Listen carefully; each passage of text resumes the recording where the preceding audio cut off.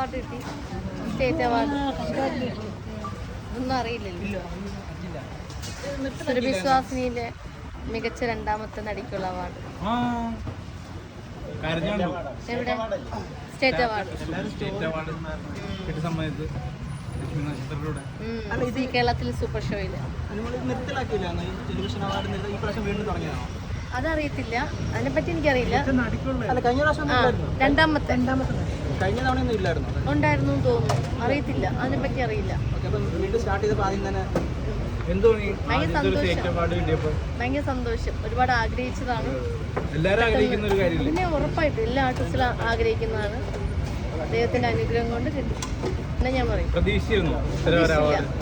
എൻ്റെ അടുത്ത് ഇതിന്റെ റൈറ്റർ ഷബീർക്ക് പറഞ്ഞിട്ടുണ്ടായിരുന്നു, നിനക്ക് ചിലപ്പോൾ കിട്ടും, നന്നായിട്ട് ചെയ്യാനൊക്കെ പറഞ്ഞിട്ടുണ്ടായിരുന്നു. അപ്പം ഞാൻ വെറുതെ ചെയ്യാൻ വേണ്ടിയിട്ട് പറയണമെന്ന് വിചാരിച്ചു. കിട്ടിയപ്പോൾ ഭയങ്കര സന്തോഷം. ഡയറക്ടറിനും ഉണ്ട്, രാജേഷ് തൽസറ ഡയറക്ടറിനും ഉണ്ട്, നമ്മളെ ഈ സുരഭി സുഹാസിനിക്കും ഉണ്ട്. സെക്കൻഡ് തന്നെ ഉള്ളൂ.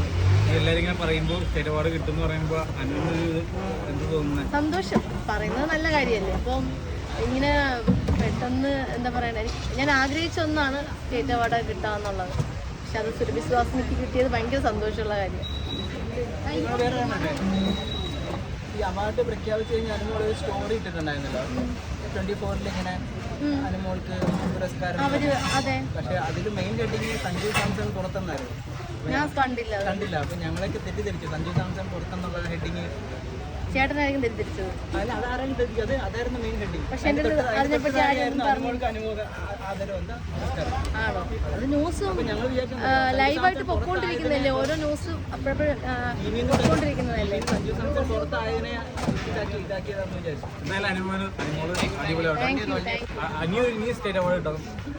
നാഷണൽ അവാർഡ്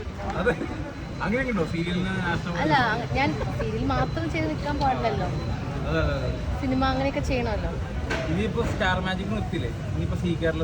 സൂപ്പർ ഷോ അടിപൊളിയായിട്ട് പോകുന്നു. സുരാജേട്ടൻ, നവ്യ ചേച്ചി, പിന്നെ പല ഗസ്റ്റുകളൊക്കെ ആയിട്ട് ലക്ഷ്മി ചേച്ചി എല്ലാം അടിപൊളിയായിട്ട് പോകുന്നു. അറിയത്തില്ല, ഒന്നും അറിയില്ല സത്യം. ആകുമ്പോൾ നിങ്ങളെല്ലാവരും ഞാൻ അറിയിക്കും എന്ന് ഞാൻ അങ്ങനെ പറഞ്ഞില്ല. അന്ന് പറഞ്ഞ നവംബർ 24-25 അന്ന് ഷിയാസ്കയുടെ കല്യാണമായിരുന്നു. അതിവിടെയുള്ള മിക്കവർക്കും അറിയാം. എൻ്റെ കല്യാണമെന്ന് ഞാൻ പറഞ്ഞു, പക്ഷെ അത് ഒരാളുടെ കല്യാണമെന്ന് ഞാൻ പറഞ്ഞില്ലായിരുന്നോ? പറഞ്ഞായിരുന്നു. അത് കേട്ടതിൻ്റെ പ്രശ്നമാണ്.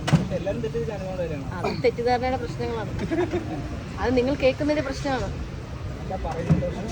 പറയുന്നുണ്ടല്ലോ, ഞാൻ എടുത്തു പറഞ്ഞിട്ടുണ്ടായിരുന്നു ഒരാളുടെ കല്യാണമാണെന്നുള്ളത്. സെറ്റിലായിട്ട് ഓൾറെഡി ഞാൻ